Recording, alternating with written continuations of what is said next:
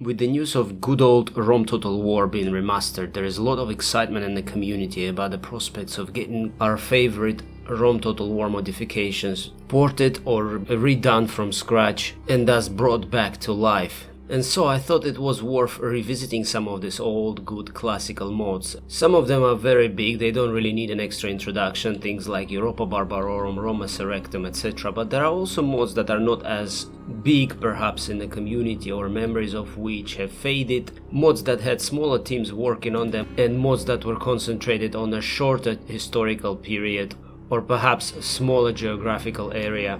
Whatever the case, I think these mods could be even more interesting than the big massive overhauls, especially when it comes to specific historical events or geographic areas. And there were quite a few excellent mods that concentrated on very specific historical moments or characters. So what I wanted to do in this video is to look at one such mod. And this mod is called Diadochi Total War, and it's about the wars of successors to Alexander and wars that shaped the ancient world and the period that falls into what we call Hellenistic period up to the rise of Rome in the 1st century BC. So for those unfamiliar with the mod, what is this all about? This is what Total War Center page of the mod tells us about it. This mod gives depth and accuracy to Diadochi factions, focusing on the era between the rise and fall of the successor states around 305 BC to 147 BC, introducing two main campaigns, 279 BC and 305 BC. A strive for impeccable unit and AI balance while delivering the ultimate RTW gameplay experience is the aim of this mod, based on Dimebag Ho's legendary XGM3.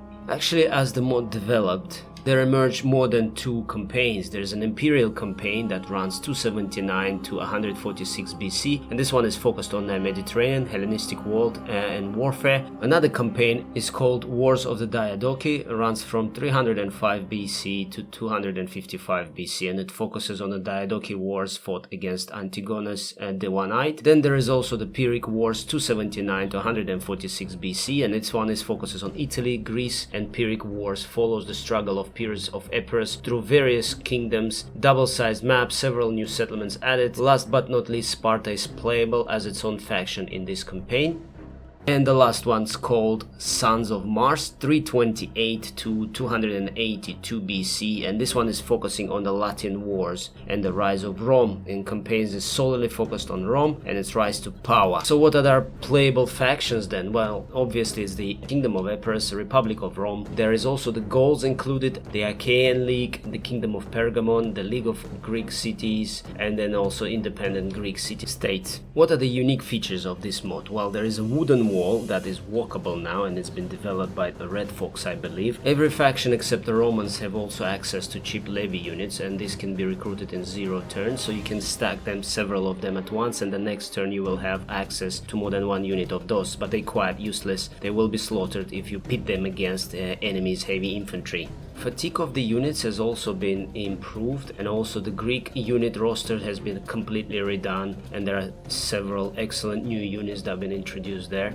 Culture is also very important in the mod. There are 3 main cultural groups: Western civilized, Eastern civilized, and barbarian customs. You need to spread your own culture in the regions and build law temples or bring generals with proper cultural traits. Another way to spread your own culture is to build your own colonies.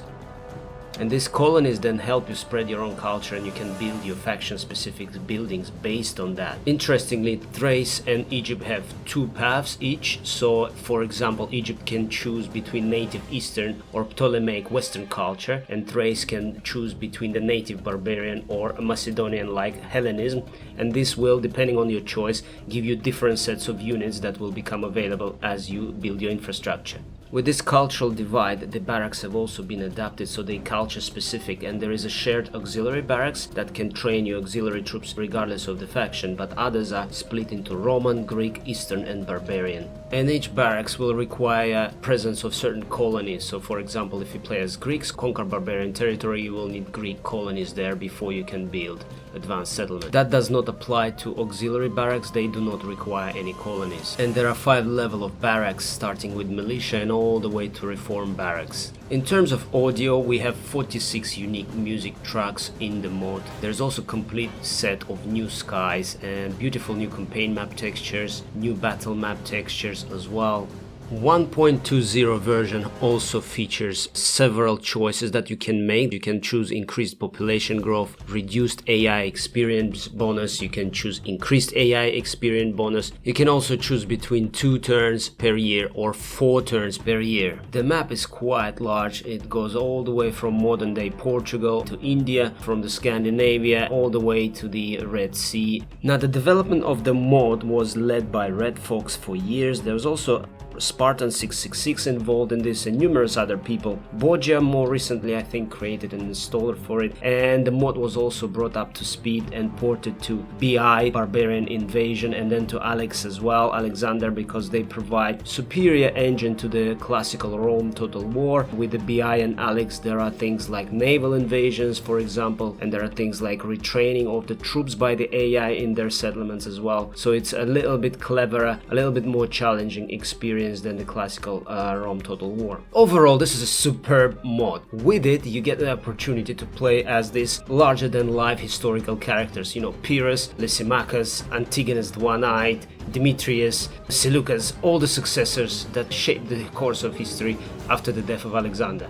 I'm personally super excited about this mod because this is the age of Sarissa, this is the age of pikemen, and we all know that the pikes were broken in medieval too, so I'm therefore looking forward towards this mod being ported or redone for Remastered, because it would be absolutely fantastic to have this opportunity to deploy your lines of pikemen and see them clash and smash the enemies. I don't know if this mod will be redone for Remastered. I sincerely hope so. I think we need it. I think it's a unique mod.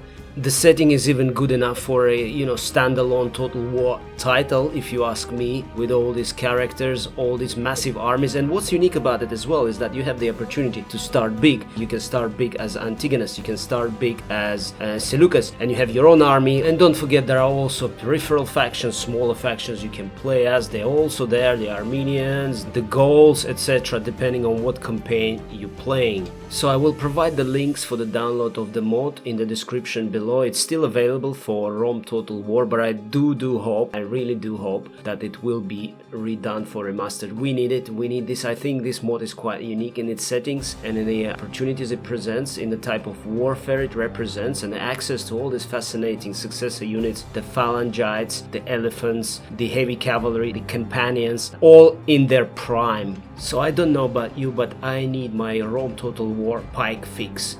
I do need it, I do miss it. I want to see my pikemen in action. So guys, this is it for the Diadochi Total War. I hope I didn't miss anything. Please do add in the comments if there's anything I missed in terms of the mod features, etc. If there's anything that people may want to know about this specific mod. Also, let me know in the comments what other mods are you excited about, you want to be redone, remastered. And if this is a type of video that you would like to see also, please do let me know. I have a couple of more ideas for other mods I want to see ported or redone for Remastered, but I'm not sure how much interest is there in the community. So if you are interested, please do let me know. Okay, that's all for now. Sub to the channel for more, and I shall see you in the next one.